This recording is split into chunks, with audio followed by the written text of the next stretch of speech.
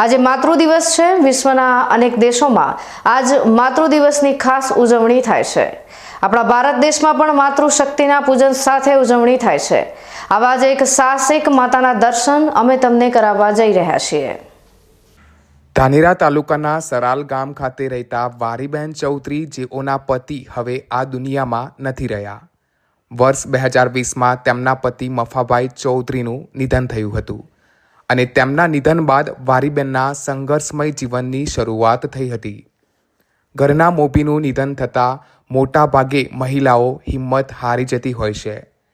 જોકે વારીબેને પોતાના બે નાનકડા સંતાનના સફળ જીવન માટેના સંકલ્પ લઈ પોતાના પર આવી પડેલી વિકટ પરિસ્થિતિને સ્વીકારી બાળકોને પિતાની ખોટ ના પડે તે માટે ઘર પરિવારની તમામ જવાબદારી પોતાના માથે ઉપાડી લીધી હતી અને છેલ્લા 5 વર્ષથી પોતાના બંને બાળકો, જેમાં એક દીકરી અમદાવાદ ખાતે અભ્યાસ કરે છે જ્યારે બીજો નાનો દીકરો ધાનેરા ખાતે અભ્યાસ કરે છે। પોતાના બાળકો શ્રેષ્ઠ શિક્ષણ પ્રાપ્ત કરી એક સફળતાપૂર્વકનું જીવન નિર્વાહ કરે તે માટે એક માતા પોતાની તમામ સુખ સુવિધાને ત્યાગ કરીને આકરી મહેનતમાં પરિવર્તન કરી બાળકોને પિતા સાથેનો પ્રેમ આપી રહ્યા છે। સાહસિક માતા સાથે આજે બીકે ન્યૂઝ ચેનલે ખાસ મુલાકાત લઈ તેઓના જીવન વિશે જાણવાનો પ્રયાસ કર્યો હતો।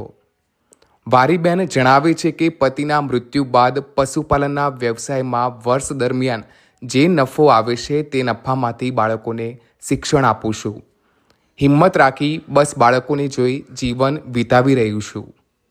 બધું એમ તકલીફ દી હતી, પણ એમ શરીરની હિંમત રાખીને કે છોકરા ભણાવવાના, ઢોરરોનું પશુપાલનનું કામ ચાલુ રાખશું એ માટે એડી જ।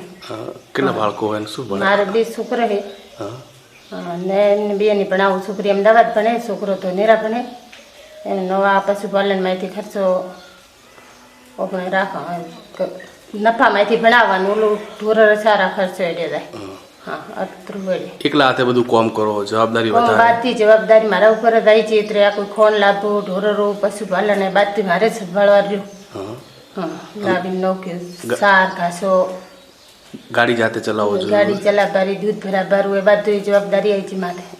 એટલે હિંમત રાખીને બધું કામ ચાલુ જ રાખ્યું, બંધ કોઈ કર્યું નહીં। કેટલું પશુપાલન વ્યવસાય? હાલ મારા ભાઈ પોતરી છે પશુપાલન, એમને ઓપ્સા પહેલા 40 ઢોર હતા, હવે આ નમપીમ થોડી ગાયે પેલું શું પોતરી।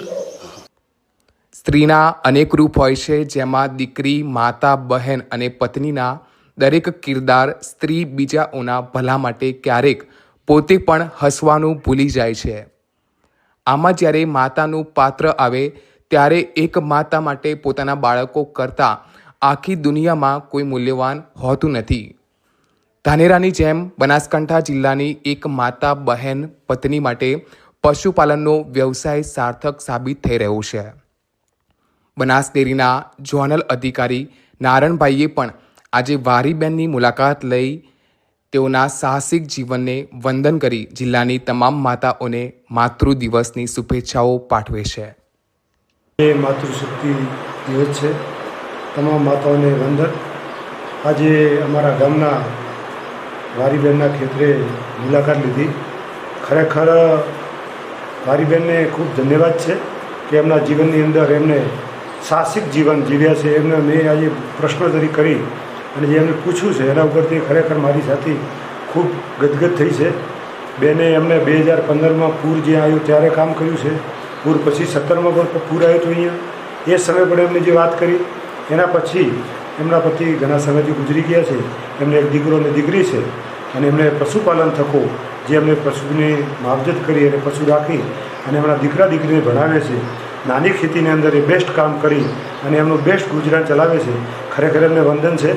એમને હું ઘણી વખત જોઉં છું અને એમને પૂછવું પણ છે કે એ બેન અહીંયા સાંજે અને સવારે બંને ટાઈમ કેમ્પર ડાલા મારફત પોતાનું દૂધ દર વર્ષે દૈનિક લગભગ 100 લીટર સવારે 100 લીટર સાંજે દૂધ ભરાવે છે અને દૈનિક એમનું 25 થી 30 લાખ લીટર દૂધ થાય છે। નફો પણ એમને સારો મળે છે। મેં એમને પ્રશ્ન કર્યો કે બેન, નફો અને દૂધ જો ના હોય તો તમે શું કરો?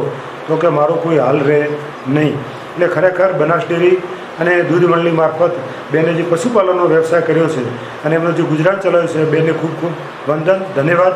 અને આ તબક્કે દરેક માતાઓને હું ખૂબ ખૂબ ધન્યવાદ આપું છું કે એમનું દીકરા દીકરીનું જે મજૂરી કરીને ગુજરાન કરે છે અને ભણાવે છે. ખરેખર માતાઓને ખૂબ વંદન છે. જય હિન્દ, જય ભારત. વારીબેન ચૌધરીના દિવસની શરૂઆત પશુપાલનના વ્યવસાયથી થાય છે.